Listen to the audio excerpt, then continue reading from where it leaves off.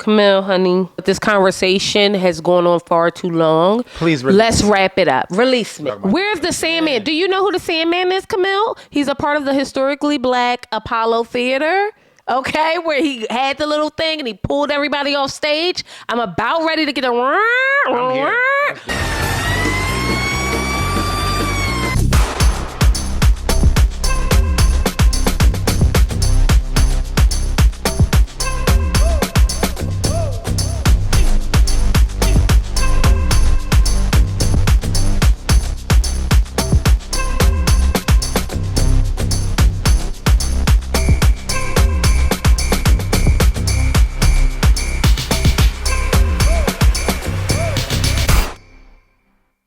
Hey, my loves. Welcome back to our channel. I'm your girl, Intisar Eleanor. This is my beautiful husband, Joseph Conner. And we are back on the Conner's couch. So welcome on in. Welcome on in. We are talking about all things Married at First Sight. But before we do that, I want to just give you guys a recap of what we've been hanging out and doing. So we finally decorated our home for Christmas. And we kind of waited later to do it. I think people do it too early. Everybody want to do it before Thanksgiving. That's crazy to me. I think doing it before Thanksgiving feels rushed. Yeah. But I also feel like I was kind of late doing it, whatever today's date is. It's the perfect time for me. We know, because Joe do not play. Joe take the tree down January 1. Yeah. He do not play. I could leave it till about Valentine's Day. Not Joe. But we love him for it because he puts everything up, takes everything down, and does his thing. So one of the cool things that we did, we usually have like a theme for our tree. So we've done like houndstooth or like silver and gold and silver and blues. And this time we wanted to try something different. I never do color on my tree because we don't have children yet. And I just think it's like, that's what you do with your kids. This time around, we chose to do like a red tree. And it looks good. And we got all the things from Dollar Tree. Yeah, I think which is a great place, especially if you just need, like, we just needed some accent, like, you know, some small stuff. And they had a lot of cool stuff, actually. Yeah, we had all the silver balls, but we just needed like the reds and the bells and everything like that. Yeah. And we got these big ass candy canes that we hung on the outside of our house that were $5. Yeah. That to me was like the best purchase, because when we pulled up to the house today, I was like, oh my God. Yeah, it looks good. We live here. Like, you know what I mean? Yeah. So it really did. It felt really, really warm and welcoming. So I was kind of like hype about that. But yesterday we did something really cool too. You want to tell them about Monday's Dark?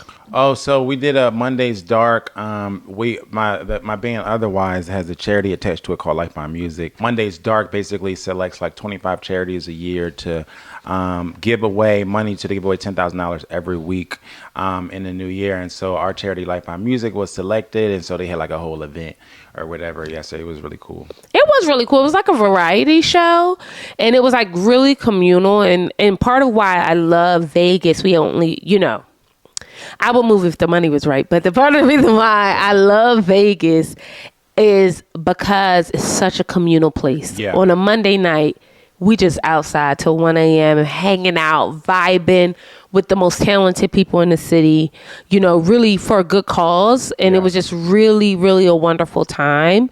So shout out to Mark. Mm-hmm. Over at Monday's Dark. He really is him and his wife are doing a phenomenal thing for the city. Yeah. And it's funny because living in LA, I know a lot of people give back to LA, so I don't want to make it sound like that. I think the difference is in this space, it feels like the community is helping to grow the community. Oh, for sure. Yeah, it's definitely much more of a unity felt here in Vegas, I think. Yeah, so loved Monday's Dark. It really kind of gave me a sense of like, okay, I see what y'all doing here. But let's dig on into these peoples, honey.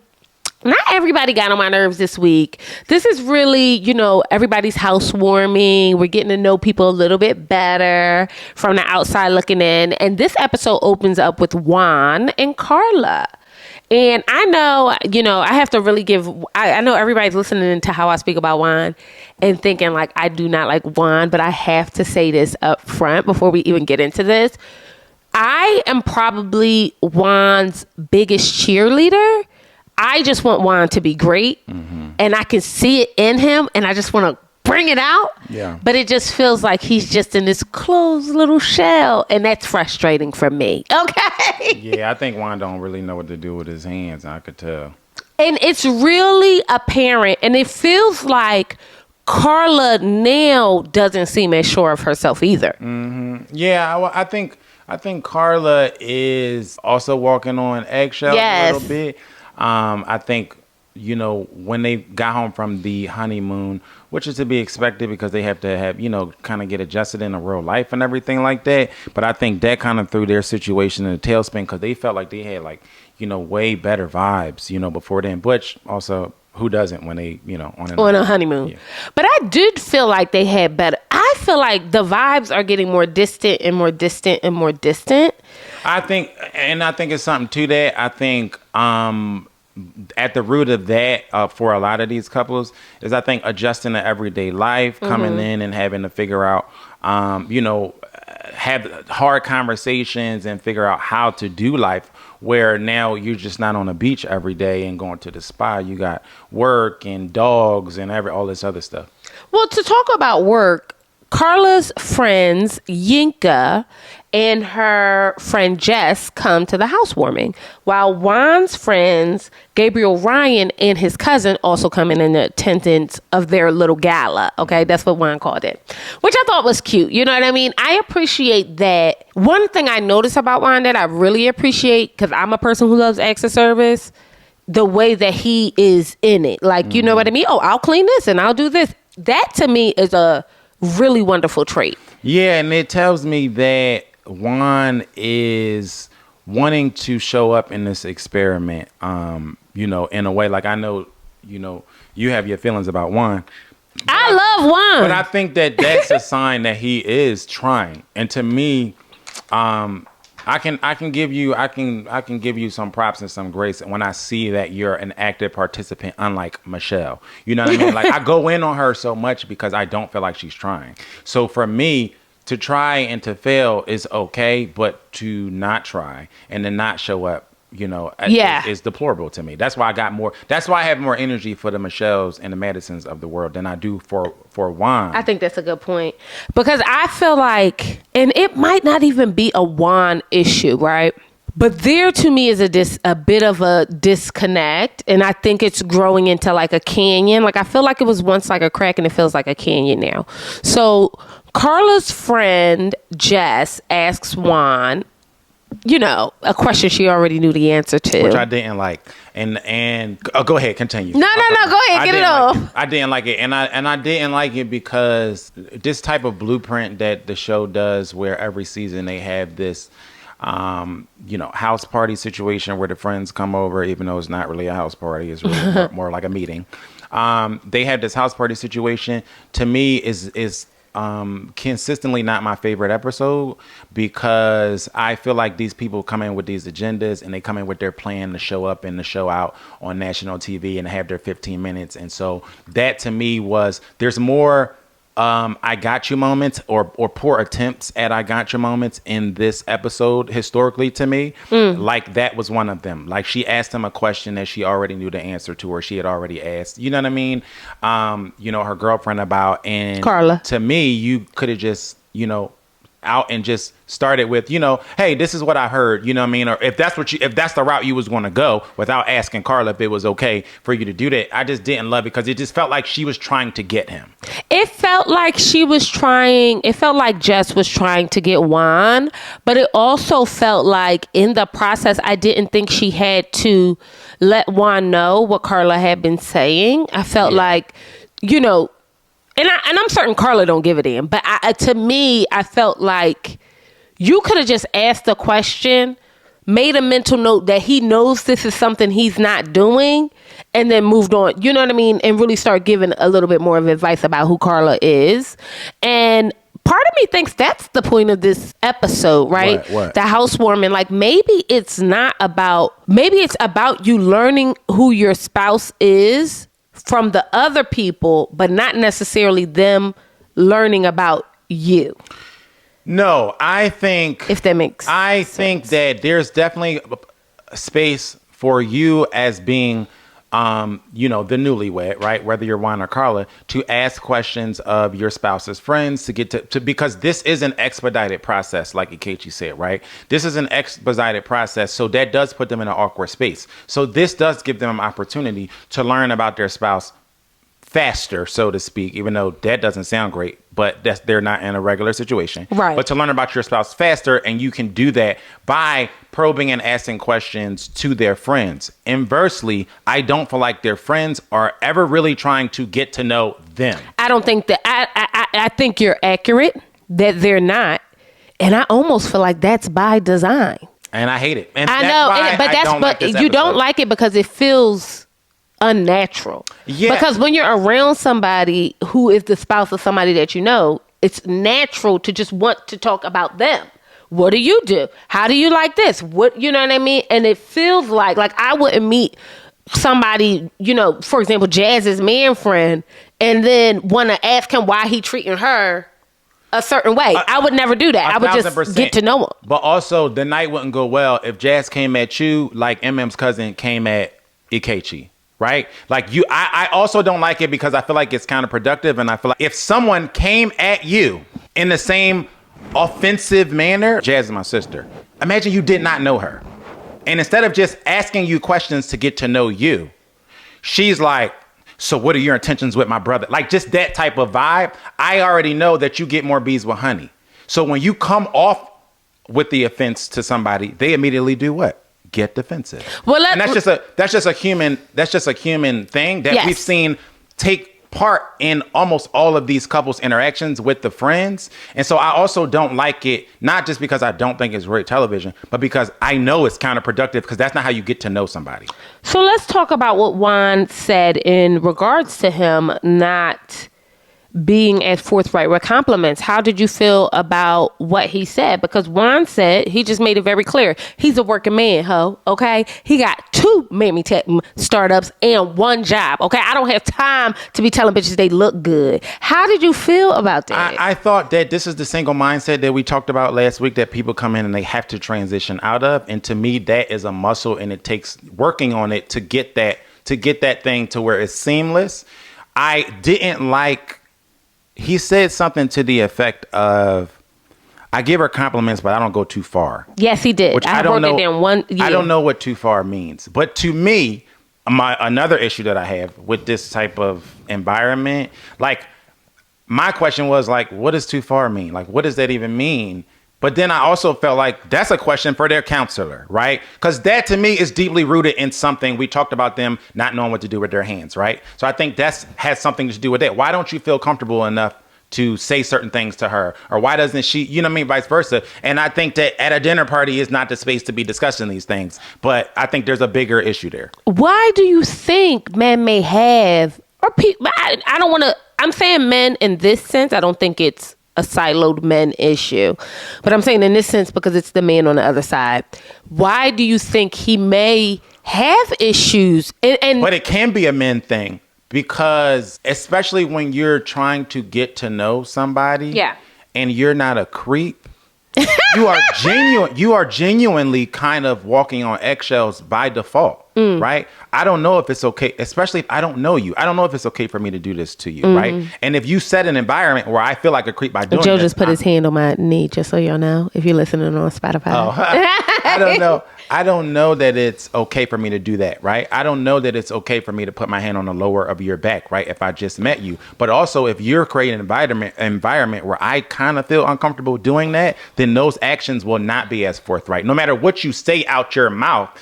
What did Shannon said, his granddaddy say, boy, I see better than I can hear, right? So meaning you can say, well, I want this and I want all this affection and I want this and I want that. But if y'all don't have the environment where he feels comfortable being lovingly and being doting and all these other things, then it could be awkward. Okay, so I'm trying to unpack why I'm so critical of Juan. It's one, because I think this is a beautiful man who is obviously a very smart young man. He got it going on. Carla is a stunning woman. It really is hard for me to watch them because in my mind, y'all supposed to be humping like rabbits, right? But I can't put that on y'all. Nah. Y'all supposed to be humping like rabbits if it's up to me. Juan says something. The reason why it feels so disconnected to me is because when he ended out the conversation with Jess and Yinka, Juan said that he wished Carla would have said that to him.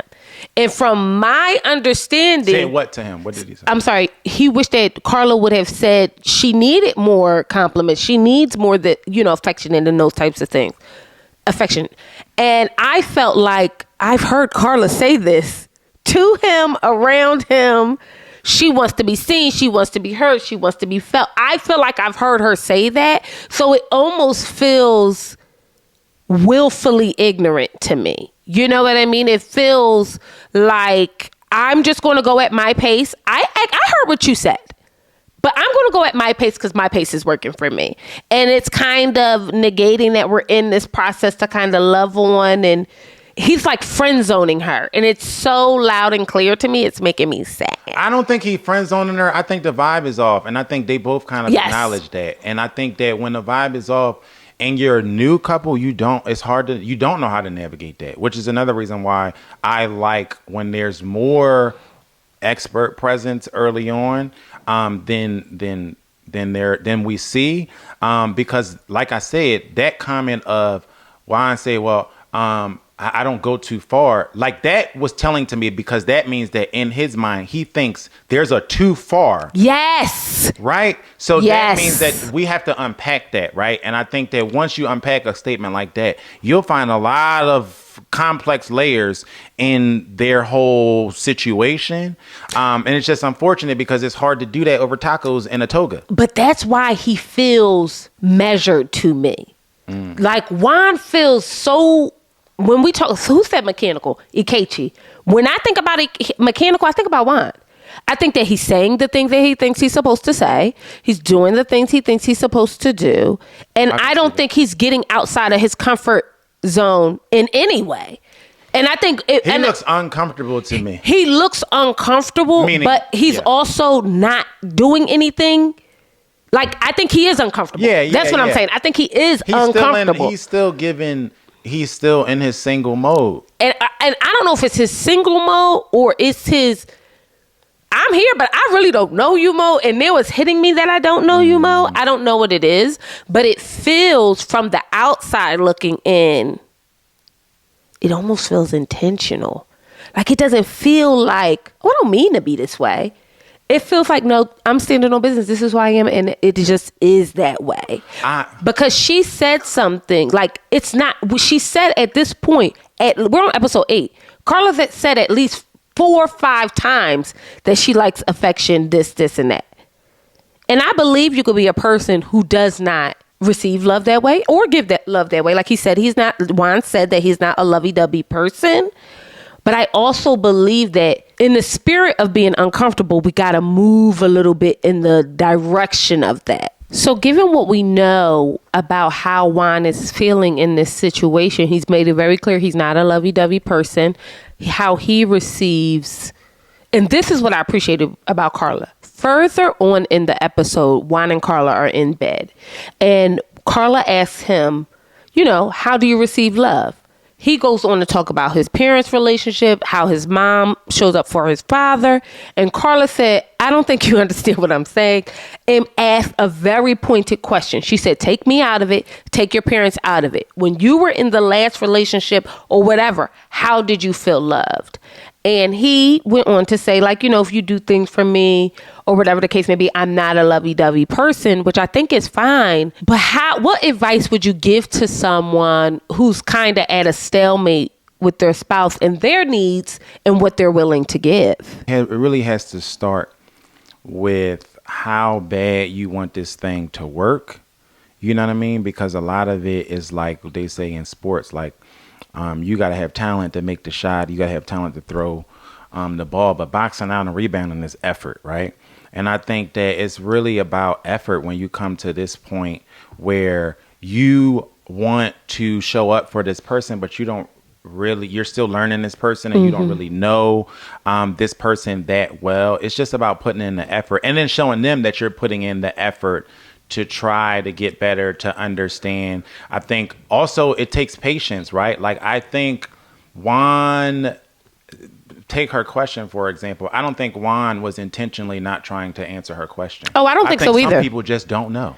Yeah, I didn't think he was trying to not answer it either. I didn't get it. Some people just don't know. And I think that there is a fairly healthy amount of don't know when you first get married, especially being in a real relationship. Because we watched something and I think it was Dr. Pia asked Michelle or one of the girls, like basically asked her, like, have you been taken care of before in past relationships? Yes. Some people don't even know how to be taken care of. Some people don't know how they want to be loved. You know what I mean? And I think that's what I was about to get to. I feel like Juan genuinely does not know. It wouldn't shock me. I almost don't even believe he's not an affectionate person. I think he just doesn't know. Like, you know what I mean? It's possible because you learn stuff about yourself, especially as you grow in marriage. You know what I mean? And I think that he wouldn't be the first person to come in one way and then halfway through be like, oh, I wasn't. And flip it on his head. And I feel like I didn't realize how much me not wanting to be affectionate or touched or whatever was going to ruin my relationship. And I think that being in a relationship now where I'm a little bit more open to things, I feel like physical touch is very important. And I probably would never say that before. I probably would never say that. I think physical touch is wildly important. I think, you know, telling one another you look good and, oh, you smell good or you so fine and all that. I think that's important. I think it's very, very, very important because at the very least, the person you lay down in the bed with wants to feel desired. Mm-hmm. And I think that's what feels mechanical to me. The idea that you can't understand how that would be a part of how you have a loving relationship feels willfully ignorant. I think old habits die hard. And I think when you're used to just taking care of yourself and being by yourself and worrying about yourself, it's going to take a minute for you to come around and show up the way that person wants you to show up. But overall, Juan and Carla, I am rooting for y'all in the same way that I am rooting for Camille and Thomas. They get on my goddamn nerves right now, too. Way more than y'all are. I'm just like, but Juan and Carla, I am rooting for y'all, and I want it to be beautiful and blissful and sexy and all of the things. I want y'all to be throwing each other up against the wall and swinging from chandeliers. They can get there. Nothing has happened so far that indicates to me that they are cooked. I agree. I think they can get there. I agree. And I'm just waiting for Juan to kind of open up the flower of life. So let's talk about Camille and Thomas. Two light-skinned people fighting to see who is blacker. Honestly, it's not even two. It's Camille, and she's wearing me out with this. I'm so tired of talking about how Thomas ain't black enough for her. And it's almost to the point where I would be so offended and overly protective of Thomas if I was his family member, because I'm tired of this is the topic of discussion between them every episode at this point. He can't make himself blacker. What are we doing with this? I could not agree. There's no way I could agree more. I feel like this is violence. I think that if anybody sat in my face, and it's almost equivalent to when I was younger. So we played in the orchestra, and I used to come home with my instruments, and I used to have like this big bassoon, and I was a really smart young woman, and everybody used to say, oh, you act white. You talk white. To me, it's the same, how that made me feel. Like, I am a black girl. Your niece said it to you, and she's 9, and that's because she's a kid. How about that? It's childish. That's exactly what it is. It's wildly It's childish. She doesn't know any better. Why do you speak like that? And I'm like, speak like what? Like, you know what I mean? Like, but that's a thing, right?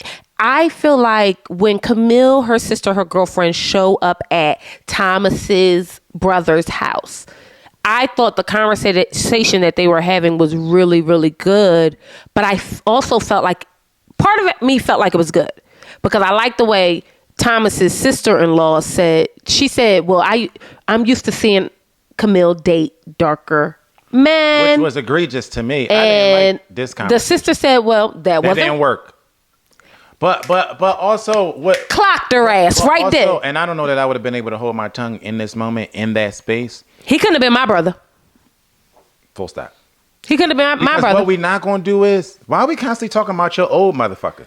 Where he at? Where he at? Let me see the ring. Why in a space where I am meeting my new spouse's new family, my new family, is we talking about what your ex history is? Well, this is... Imagine me being in a space with your mother and your sisters, and all I'm talking about is the Jones that I used to date. What? Imagine how egregious. Or how I'm not measuring up to somebody who's not in the relationship. We're actually married. We're speaking about people who are not even in the who weren't even in a relationship to that capacity with you. Because the truth of the matter is, Camille kind of told on herself. You are 32. A relatively young woman, but what we know is that you've never lived with a man. So that says to me, you never had a serious relationship with a man. If we keeping it 100. So now we're talking about men that you actually didn't have serious ongoings with, because if you did, you would have at the very least moved to the place where you moved in with them. No? I'm just still trying to wrap my brain around how you feel like the best way to move forward in your new relationship is talking about the past. Y'all know I hate that. Joe doesn't like that though. I hate it, but especially if it's to the point where it's so disrespectful that all we talking about is your ex. Well, you know, I used to imagine me sitting in front of your mother and going, I used to date. I'm not used to dark skinned girls. Like what? And then we have a whole conversation around the whole segment was about guys that she used to date. But this is my point, y'all, when I say I don't like this episode. Because it's always a bunch of bullshit that being talked about that's not instrumental in moving the new relationship along. And it's almost self-saboteur. It is. It's giving Camille wants an issue, and she is like a dog with a bone. She cannot get rid of the fact that he too is a light-skinned man. Girl, you're biracial and so is he. What are we talking about here? But also, how did, in this conversation, in this experience, how did y'all get to know Thomas more? How? Did anybody ask Thomas questions? And what's even worse than that, Joe, now is for you raggedy hoes talking about how he not black enough. Right. In front of his people. Y'all, that's egregious. One of which, who we know ain't even all the way black. Right. What the is going on? Yeah. It is so wildly egregious, and it really lends to a certain hate that Camille has for herself. And she thinks it's Thomas, when really what it is that whatever part of you that is the milkier hue is something you're not proud of. Something is unsettled in there. And it's unsettled. Got nothing to do with Thomas. It has nothing to do with him. It exudes. It's coming out your goddamn pores. And y'all, what I also didn't like was the sister, and I love the sister, but I hear Gabrielle kind of lost me when they sat and had lunch. Mm-hmm. Gabrielle, I guess she's an African studies, whatever, trying to prove to us all that she black as hell. We get it, Jesse Williams. You know what I mean? We know you black, Amanda Seales. But what I'm saying is, which, let me not do Amanda Seales like that, because Amanda Seales is black. But what I'm getting at is, you could be a person who holds a degree in African American studies and not find how wildly violent it is to have this conversation with a man who is biracial and feel like that's not a sense of erasure on his part. Y'all talking about, we black women, and neither one of you, and I mean this with all due respect, as a black ass woman, and I hate to do that thing, but we got to do it because y'all doing it, right? Neither one of you are going to work and somebody is saying, that's a black woman right there. Right. Not you, Gabrielle. I thought Camille was Hispanic because Gabrielle looks like a Hispanic young woman to me. She does. And not to say that brown women do not have a certain plight. What I'm getting at is if we're going to critique his existence, we're going to have to start critiquing yours. And the truth of the matter is, you don't like your brother, who is a man who is in the world and identifies as a biracial man. Mm-hmm. And when you talk to Thomas, that's what you see. Mm-hmm. Yeah, that's what it sounded like. That's what it sounded like to me. She said, well, Gabrielle says about Camille's experience, you have had an experience in white spaces that Thomas has not. And I find that to be like, okay. But also, how the hell do you know what experiences Thomas has had? But that's Thomas's, and Thomas keeps coming back to that. I just don't see this as an issue. Right. And he shouldn't see it. He doesn't see it as an issue because they are trying to make him the issue. Yeah. He does not see himself as that, so he's not centering himself there. And that's what I think is the difference. And he's right.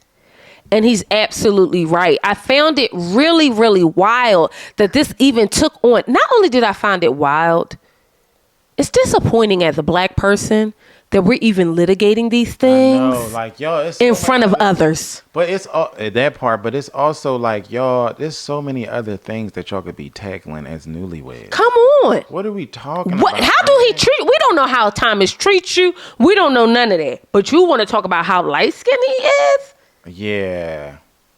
I don't really understand. Her friend still has, what did she say? I still have concerns about who Thomas is. Thomas is not the problem. Yeah. Camille so desperately needs to find a space where she can feel loved and be loved by, I don't know. But I think to reduce this to the culture that he is in is also immature. It really is. And I'm saying that because I will argue you and I had different cultures. To know me, I grew up in a Muslim household with a hippie. Okay? My mother was a hippie. My father was wildly Islamic. You know what I mean? So Joe grew up as the pastor's son. In church every Sunday, everything like that. So we start dating as children. We come from completely different cultures. My mother is lighting candles, putting glasses of water under the bed. You know what I mean? Putting pennies and stuff on a windowsill and talking to the ancestors and altars. His parents ain't doing that mess. Hell no. That's a cultural difference. But there is love here. So we're able to say there is like here. There is commonality here. So we're able to say, let's explore. But also, we didn't get to know each other, and our families didn't get to know each other from scrutinizing the cultures that we came from. Because that's what you're doing.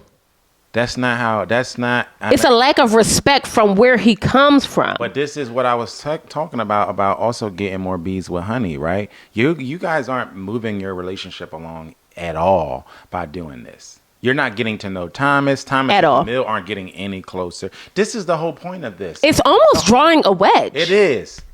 And that's what I'm saying, how these back to why I don't like this episode every season, not just then, but every season, is because it's a lot of things happening, a lot of conversations happening that are not instrumental to these couples being a couple and moving forward together and getting to know each other and getting to know each other's family.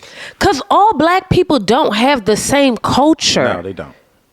Are you kidding me? Like, I don't even understand. They don't. But it feels so low brow, low vibration. It feels so they ain't like us. And by they ain't like us, I mean Camille and her sisters. Yeah. It feels like y'all trying so hard to be a part of something you know nothing about. Yeah. Like, how you gonna hate from outside the club? You can't even get in. Yeah. That's really what y'all giving, okay? And I done quoted like 4 songs. Y'all are not giving what y'all think y'all giving as a black woman, and a black woman that can't. It ain't no hairstyle that I could wear that's gonna make me show up. I can't make the 4C fro. Ain't gonna do it. They know me with the bundles and me with the 4C fro. She's black as hell. Mm-hmm. You know what I mean? And I feel like y'all are having conversations that y'all, Camille and Gabrielle, need to be having with a therapist. Yeah, 1,000%. I don't give a damn how many niggas the gods books you done read. This is a internal issue. It is. Take all that ISIS papers bullshit, okay, that you done learn in whatever HBCU you went to make you feel black as hell. Yeah. And go to a therapist. We are tired. Y'all need to talk to somebody about how you show up in your blackness and why you hate your brother. Yes. I don't give a damn. Oh, because he want to show up like a bro. Oh, we don't even know if you want to be in this relationship. Is this a black relationship to you? Barely from the outside looking in. To me, it's a Hispanic woman and a black man. We just had to like stop giving these people's passes because they say stuff and they look cute when they say it and they whisper with a nice And you voice. are 1,000% correct. Gotta stop doing it. It's harmful. It's harmful. And I'm going in on you, Camille, out of love, but also out of disappointment. Sheer disappointment. It's giving Karen in a way you don't even understand. Yeah. And this is the reason why colorism is able to persist in our society. Oh yeah. Because y'all carry don't. It. Yes, This it's is us why. carrying the, yeah. Because even I'm having a hard time as a black woman understand how your ass is even having these conversations. I don't even understand how you got a leg to stand on. Right. Y'all quite literally have the same background. Right. Imagine if he came into this world and wanted to contest your blackness. That you feel like you show up in every room and exude. He would get killed. She asked him, how did it make you feel when my friends highlighted her type? He went back. He said, I got to ask you that. Like, is this a red flag? Like, is me being biracial a red flag for you? Or how I was raised and I appreciated it? But also, up. How would you feel if I was constantly talking about my type around you and your friend? Like, come on. Why do we keep doing this lopsided bullshit? Where if this man was parading around doing the same stuff that she's doing, y'all would be so done with this guy. Which I also think we're burying the lead on. She goes on to ask him, has he ever dated black women? He said, in college, I dated a black woman. And I dated her for a while, loved her family. They loved me back, whatever, right? Camille wants to tell us that she gets the ick from black men who date white women, even though she is a partially whatever woman. It is so fascinating to me that she just won't say that. She is trying to continue this posturing session. Yes. Where she thinks that she shows up as the victim here. She thinks that she's showing up in a justified manner, and it's making you look very mentally ill. It's crazy to me. It looks wildly insecure, wildly self-hating. Yeah. Wildly self-hating. And I don't even know if she gets that because it's breaking my heart to watch. It's sad. It because, really and is. not because of Thomas, because of her and her sister. I'm like, y'all fighting for scraps out here, huh? And not only that, I'm sad for Camille and Thomas because y'all can be great. And this what the hell y'all talking about? Come on, baby. I'm so bored with this. Come on. Is the man not good to you? That's why are we not talking about that? How can he can't go outside and tan himself? He cannot redo his life. We harping on something that this man cannot change. And I did. Okay, he had a different background than you growing up. How are we changing that? How can we change these things that we talk about every episode, Camille? Y'all sitting up here talking about, oh, his favorite food is Thai, Chinese, Italian, Jamaican. You can't name all the foods and then say that's his favorite food. Then, oh, his favorite color is baby blue. Y'all aren't actually getting to know each other because you have intentionally wedged it. And we got to start giving people the accountability that they deserve. That's what I be saying every week, y'all. Get with it. And I feel like you are intentionally creating a wedge with a man who only wants to get to know you. Yeah. Who just want to be a husband. He just want to be a good man. It's not even. He's trying to figure out how he can darken his skin to do it. That's the problem. He's trying to figure out what to do. That's my issue with this because he's such a willing participant that he's genuinely trying to figure out, how can I become blacker for this woman? Literally. And I feel like, Camille, honey, in the words of the great philosopher Joseph Conner, you bound to Drizzy 1,000% doing this stuff. You are okay? bound to Drizzy. And I just really don't get it. Okay, but this conversation has gone on far too long. Please, let's wrap it up. Release me. Let me out. I don't want to talk about. Where's the Sandman? Do you know who the Sandman is, Camille? He's a part of the historically black Apollo Theater. Okay, where he had the little thing and he pulled everybody off stage. I'm about ready to get a. I'm here. Let's do it. We gotta get you. You're done. You're done. Enough. Please. With the blackness. It's so weird to see people talk about blackness. And this is not a dig on biracial people. Because I don't hear this a lot. This is honestly, if I'm being honest, from a biracial person to a biracial person, one of the first times I've ever seen this. Yeah, I don't think I've ever experienced this. Now that I think about it, I don't remember seeing something like this either. And she said that he has this bro She is making up. Or what she say about the bar? He go to a bar that has had racial incidents. Girl, we all been to college, the hospital. We live in America. We live in America, girl. America has had. Are you kidding me? Are you kidding me? She trying to. Black people go everywhere, and it's a racial incident. It ain't a place we can go. Girl, you go to the beauty supply place. Are they not following your big black ass around? Because we know you the blackest. She's really trying to build this case really hard. Child, just say you don't like them. Right. Who, child? You rather gaslight them, turn them into a villain.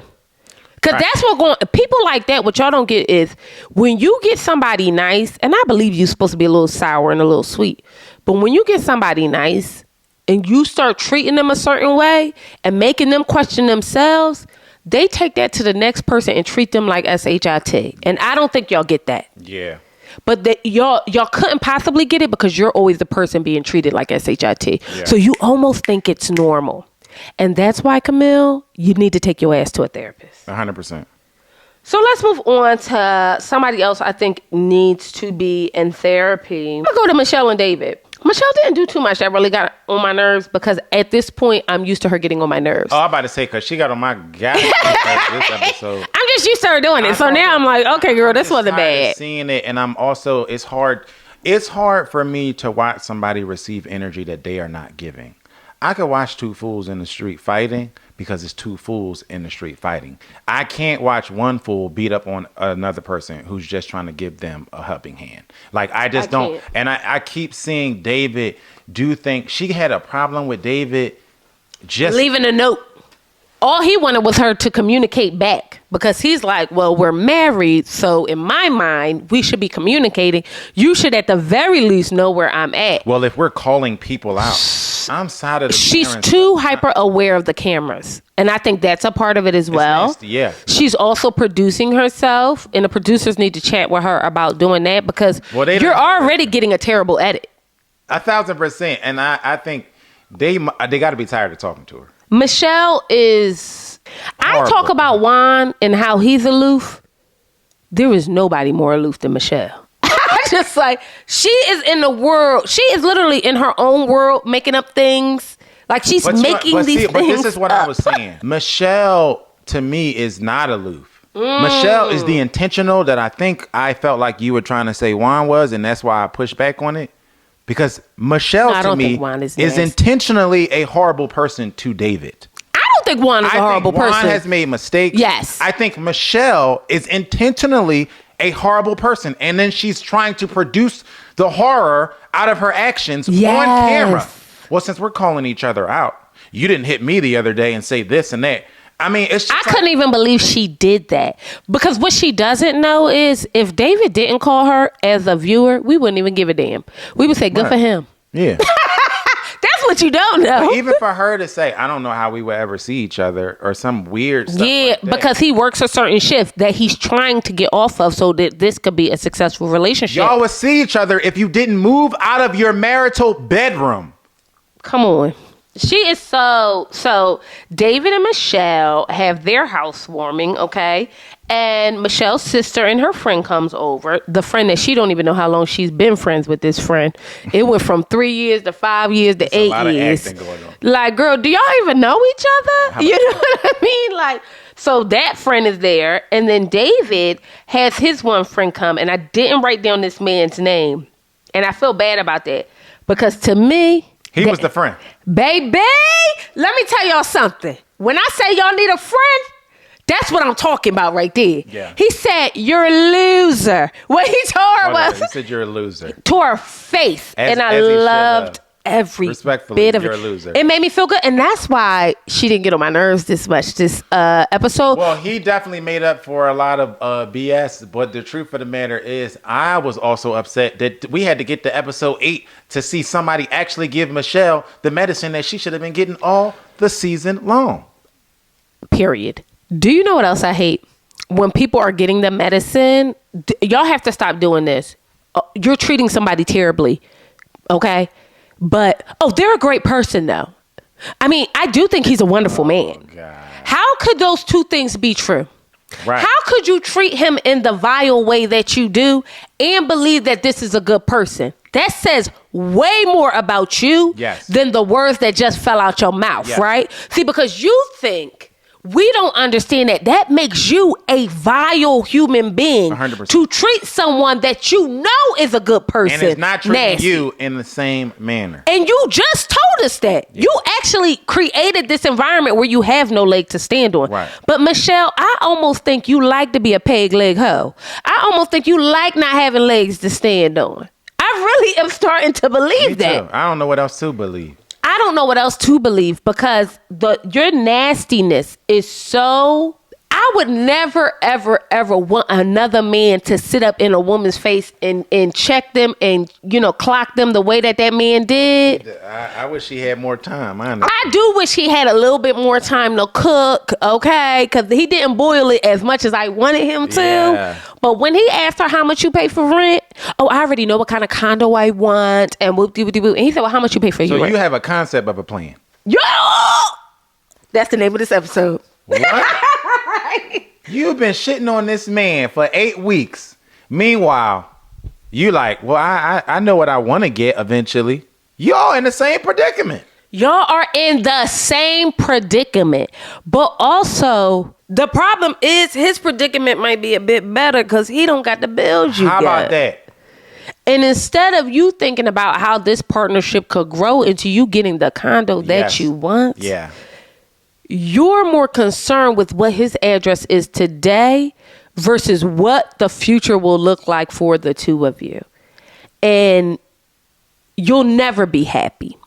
And almost, Michelle, I think you never have been happy. Mm-hmm. I don't think you know peace. I don't think you know what it's like to be peaceful and content and have love in your life. I don't think your sisters love you. I don't think your mom, nothing about you seems like you exude love and light. Oh, no warmth coming from that area at all. It's so cold. It's frightening to me. Yeah. Because even American Psycho was liking hoes. He was chopping them up. My biggest gripe is it's easy to be nice to somebody who's being nice to you. And that's my biggest beef with Michelle. And you're literally going out of your way to be nasty to this man. Going out of your way. Then she wants to say, so the sister says that, you have to understand, and I think this is the piece de resistance why I'm saying that. I don't think she got love in her life. The sister said, listen, our dad been married twice, okay, or twice divorced. The mom, they separated, so they don't know a life where, like David does, where he's seen his grandparents married for 50 some odd years, his parents married for 36. And nobody's saying that these are wildly happy relationships, right? I think sometimes we see people who have been married longer and think they had to be happy the whole time. Yeah. Or had to be working for them the whole time. I think that there's just a level of commitment that as the youth, we do not have, and then we'll cover it up as, I ain't taking no shit. I'm exhausted with this is what I'm not going to do and what I'm not going to take crowd. What do you feel? How important do you think it is that he did come from successful? Because also, again, this is something that Joe and I have a difference in as well. His parents have been married his whole life. My parents divorced when I think I was like 15. Like, we're actually divorced when I was 15. So, like, how do you feel like? Do you feel like there's a difference when a person gets to experience? I don't think that it is a negative or a demerit when you don't have it. I don't think And so. I think that it's always a positive when you do have it. Whenever you have examples of things that you should strive towards, it helps. It gives you a leg up, right? If I am striving to be in the music industry, but my daddy was just a preacher in a storefront church in Philadelphia, Ronald Isley's child has a leg up on me. Right. Because she grew up in the industry. She grew up around all of these industry people. She has all of these contacts at her disposal. And so it's not a demerit on me that I didn't have that. It just was harder for me to get here than it was for her. Yeah. And so I think it's just a positive when you have those examples to look up to. I think it's a positive too, and I think that it was good that that Michelle's sister gave that insight to David, because I do think it gives him a better idea. I think he already knew this. Yeah. Like, let's be clear. He can tell she has no love in his life, but for some reason he's a masochist. I would have been done talking to this hoe, but 100%. I would have been done. Because you only got, because what we also burying the lead on is David is a respectful young man. Yep. He's handsome. He takes care of his body. He knows how to cook. He's obviously. But look how his family think about him. Come on. That should be a sign to you right there. Everybody in his family loves him, is speaks highly of him, and then you treating him like they all hate him and think he's deplorable. Like, come on. The friend asks Michelle, what is the rush in him moving out? Oh, well, I just want him to have a certain lifestyle. But when he told that woman, you are kind of losing, he said, why would he be a single man and go move into a space when he could just do that with the person that he's going to be with? It was when he said, oh, so do you rent right now? She said, yes. He said, oh, so see, you kind of losing. Yeah, he did. And all she could do was say, yeah, you're right. Girl, shut the hell up. I feel like David goes on the next day or next couple days and cooks for Michelle because he said he really did appreciate how she set everything up for the housewarming. And, you know. But the bar is so low. Even for David now. David is giving her a hand clap and doing backflips whenever she walks in the door because she's never there. I think he's so empathetic that this process is wild, right? That he understands that you could have some reservation in the beginning of it. So I think he almost feels like this is just par for the course. I think he's consistent. And yes. I think consistency will make you continue to do things that from the outside world makes you look crazy. Yeah. And I think there's a positive to that. When you're an entrepreneur, you have to be consistent, right? When you are a gig worker, you have to be consistent, right? Like there's certain things in life where it is admirable to be consistent when you're constantly getting a door slammed in your face. In this situation, I'm tired of watching David be consistent. Exhausted. Truth is, I'm tired. Options are few.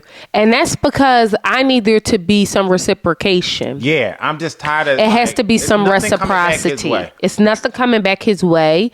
And I cannot believe in the year of our Lord 2024, y'all have Intisar Eleanor Conner sitting up here caping for a big ass grown ass man.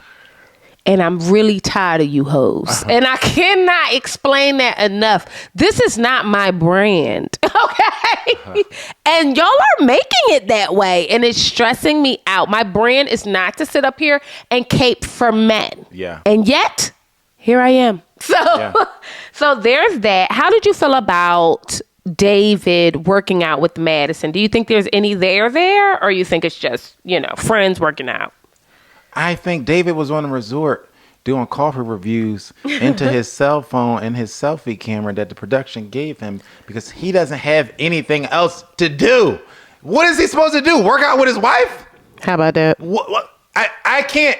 Y'all can't get me to have an objection about anything David does because David is just out here trying to figure shit out on his own. So Mike is his friend's name. So shout out to Mike. He's the real MVP. We had a couple this episode, but Mike is one of them. Mike felt like Michelle had a checkbox and she asked David, well, you didn't have a checkbox? You said you wanted blonde hair, blue eyes, this and that. He said, yeah, but I signed up to marry somebody at first sight who was a stranger, which for some reason Michelle does not. 8 weeks in, at least 8 episodes in, she still does not understand the concept of that. And she doesn't, and he says, and this is where I was proud of David. David tells Michelle, you're being honest, but it's still hurtful to me. And that's where I need everybody to hear me when I'm saying being honest and being hurtful are two things that do not need to coexist. Right. You can be honest without being hurtful. Yes. And the truth of the matter is, if you're being honest and hurtful, it's intentional. Okay? Because it takes us nothing, especially when somebody is being nice to us, to just figure out the better thing to say. We do it at work. Mm-hmm. You wouldn't go to work saying any old thing to people. Because ain't you the assistant? We know for damn well you can't do that. So you ain't no boss or nothing. So we know that you can't do that, right? So you know what it's like to make sure that you are saying things a certain way. Yeah. So why is that not something you can do with another adult? Is wild to me. It is wild. It's wild. And she did have a checklist. And a lot of us will not know happiness until we can find a way to depart from what we have in our brain. Yeah. Do you understand what I'm saying? 1000%, yeah. I think that some of us have a checklist in our mind that will not allow us to know happiness. You're not even in a place to receive happiness because you got this big notebook standing, this 6'8" notebook standing in front of your 5'11" man. 1000%. And it's the constant search for a human being that doesn't exist. Constant. You don't even exist. The way that you think you showing up is not how it's yeah. It's non-existent. Yeah. Let's move on to Madison and Allen. Madison asked Allen to leave because their housewarming is a surprise party, which I thought was really sweet. Mm-hmm. But then the more I watched, I felt like, again, she's manipulating us. 1000%. This was produced by her for the cameras. For her and by her. Yeah. Okay? And it was giving very much like, see? Yes. Oh, my God. Literally, see, ? It was written all over the screen. Like, I don't understand. This episode opens up, though, with Allen and Madison at the gym. Allen is doing what he need to do. He said, girl, you want me to be in a gym? We went to the Mammy Tappan gym. And I appreciate that from him because I wouldn't have did it. I'm standing on business, okay? He in there climbing the Mount Everest, okay? Doing his thing. When they get off, he says, what I need, this is great, and I'm going to continue to do these things because I understand that this is what you need from me. Mm-hmm. But what I need from you is more attention. I want us to be around each other more. I want us to just hang out and get to know each other more. It really said a lot, and that's why I felt like the surprise party was disingenuous. Produced. Yes. Because she understood that he pulled the curtain back a little bit for the audience. Yes. Allen is not somebody who's going to call people on the carpet consistently or at all. And so had we not saw the little nanny cam video where she told him, I'm going out and I'll be back soon, and then didn't come back until the next goddamn morning, we wouldn't have known it because Allen probably wouldn't have dropped that nugget on us, right? And so this is the same way that we really don't know that she probably doesn't come around like that unless Allen said something to the effect of, I just want us to spend more time together. Like, actually, like, let's be together when we're not filming. That's low-key what he was trying to say. That's high-key what he was trying to say. And she's not fully thinking this out. She's still producing us. Yeah. And manipulating us as the viewer. But the truth of the matter is you do not like this human. And you don't know how to... You're too afraid to be honest. Yes. Not cruel, just honest. You're saying all these things as if he has a chance when you know in your brain he does not. Right. And part of that may be the contract. It must be ironclad. It must be. It must be. So their friends, Madison's friends as well as Allen's friends come to the surprise party. I thought it was really, really cute. Despite the fact that I thought it was disingenuous, I did think it was cute. You know what I mean? That he was able to celebrate his birthday. And, Allen is such a golden doodle. He's just like... Oh, my God. So I was just glad he had a good time. And I was glad he better. enjoyed it. Exactly. And that's what I mean. I'm glad he enjoyed it. Her friends asked Allen, do you see why you two have been matched? And he said yes.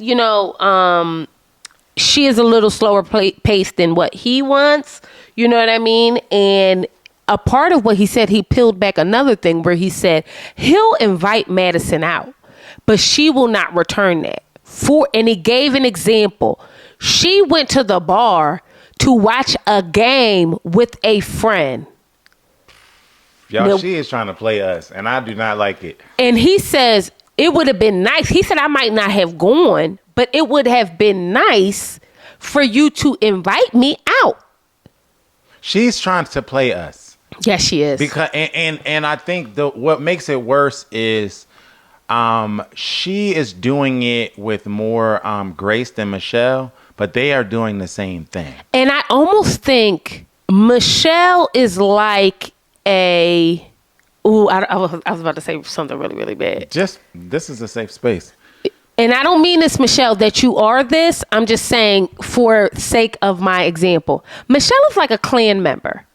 We don't need to know. We already know what side she on. Yeah. And Madison is the person who voted for Donald She's like Trump. a Trump supporter. But then wanted to march on D.C. when Hillary didn't get Yeah. Like, let's not forget, you white women voted for him. Yeah. You know what I mean? But you told your friends you didn't.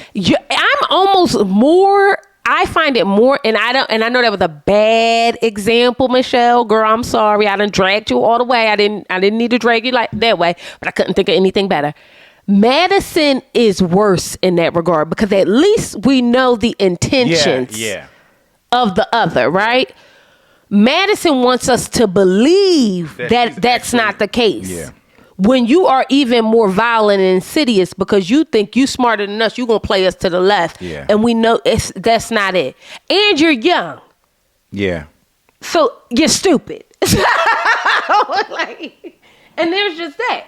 So Allen's friends asked Madison, did Allen meet your expectation? And she said she's having a hard time. She does not feel like, they're all the way compatible. And she wants him to communicate more about what his issues are with her. And she wants him to add to the case that she's building against him. Come on, stop playing. We are not done, Madison. Come on, y'all. And the truth of the matter is, what you don't know, Madison, is if Allen said, this funky dog head is bitch, she don't invite me nowhere, she don't say this, she don't do that, we would still be on Allen's side. 1,000%. Like, we're watching you. We're voyeurs. We are watching you. Yes. And I know you think in your mind you're producing this a certain way. She does. Which I've never been filmed in this regard. So I don't know what that's like to be in a space where you're giving up your autonomy in a sense to just allow somebody to frame the conversations, the situation, however, they want to. But I also believe that they can't create a narrative you don't give them. 1,000%. They not pulling this whole scenario is not being pulled out of thin air. We see how you're treating him. We see it play out week in and week out. And then for some reason, we can tell that you're convinced that this is going very well. Like, she thinks that no one is the wiser. Everybody thinks that she's fully, embracing this whole thing with Allen, and that she's such a good wife that she would create a surprise birthday party for him. That's not. We're not slow. We see right through all of this. Precisely. Now, one of Allen's friends said something to Madison that I thought was very spot on. She said, well, I want him to communicate with me and tell me how he feels. And he said, men just don't do that. Men don't have the checklist that women have. So he's willing to give a little bit more room because he already know he likes you. So there are certain things he said, when there is something that he needs to communicate with you, he'll do that. But imagine somebody constantly picking for problems too. Constantly wants you to bring more problems to the table. My issue with Allen is he doesn't bring enough problems to the table. Said anybody. Like, crazy. Who has ever said anything like that? I do think there's a space. I was just speaking to someone who's in relationship with someone who they feel their emotional connection hasn't been as robust. And a part of what they said was it's primarily because this person doesn't share when they're upset or their needs. So I do think there's something to what Madison is saying. No, not in this wait a minute, situation. but that's what I was about to say. That's what I was about to say. I think that there is a world where what she's saying makes sense. Which is why she thinks she's pulling the wool over her eyes. Because in a vacuum, totally unrelated to her relationship and her existence on this show, what she's saying is a legitimate thing that many couples could possibly be dealing with in the real world. Yes. This is not her issue. And I would have to agree. And I'm glad the friend said that, though. Like, men don't operate that way. And I almost believe, like, sometimes y'all show your cards and how inexperienced you all are with other humans. Mm-hmm. Because sometimes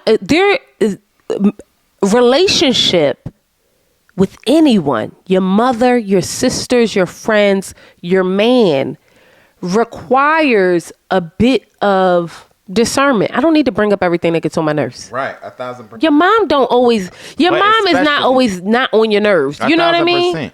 But especially when you're doing life day in and day out with somebody, Yes, you have yes. to pick your battles, and you have to pick them strategically. And this is not a legitimate issue for them. It's just not. It's just not. And she's not going to make him the problem, and I won't allow it. Let's move on to Ikechi and MM. Yeah. So I have a theory here. So Ikechi and MM, they are getting ready for their taco fiesta for their housewarming. And MM informs Ikechi that she ordered tacos. Ikechi turns around and asks her, well, why didn't you just make the tacos? She was like, well, I don't know how to make fish tacos, so I figured I would just order it. You know what I mean? Order a few tacos and have it come in. And he was like, well, I could have made the tacos. How did you feel about this exchange? I just thought that it exposed their lack of communication. And I think that is what was coming through when Pastor Cal and Dr. Pia or Dr. Pepper was in the room when they were talking to them last week. She says, it's part of communication. MM says it's part of communication for you to let me know that that's something that you wanted to do, because I would have gotten you everything you needed to complete that task. So my theory is this: before we even get to the housewarming, Ikechi has some pause about it. And sometimes, because I think we all do this, sometimes we create issues where there are none. Yeah. Because we're feeling uncomfortable about something else. I felt like this wasn't even a conversation that needed to be had. And I don't know if he's trying to let us know she don't cook. She already told us that. We saw her refrigerator. I don't know what, you know what I mean? I don't know what he's trying to do. And maybe there's no intention behind it at all. But it did feel like nitpicky. Yeah, to me, it felt nitpicky. And I kind of just felt like there's a clear communication issue here. You know what I mean? Because I think a lot of times when there is constant miscommunication, mountains are made out of molehills. Yes. And I saw that happening here. And I feel like this is too early to be arguing about tacos. We argue about tacos. To be arguing about. No, we don't argue about That's tacos. what we never do. We love tacos. But what I'm getting at is that in the beginning of a relationship, who's picking apart such small things? I think this is right. Because in the beginning of a relationship, a lot of times your arguments aren't about the tacos. Yeah, that's my point. You know what I mean? So that's what I'm getting at. And I feel like as soon as MM mentioned that her cousin Rafu, and I hope I'm saying your name right, please forgive me if I'm not, was coming, there was an energy shift. I don't think Ikechi feels safe or comfortable around her friends or family. I immediately saw that and sensed that.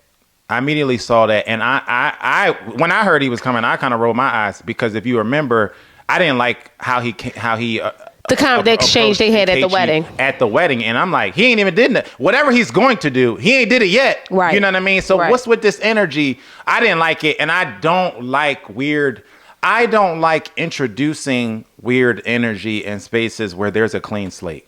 You don't know this man from a can of paint. Yes. She don't know this man.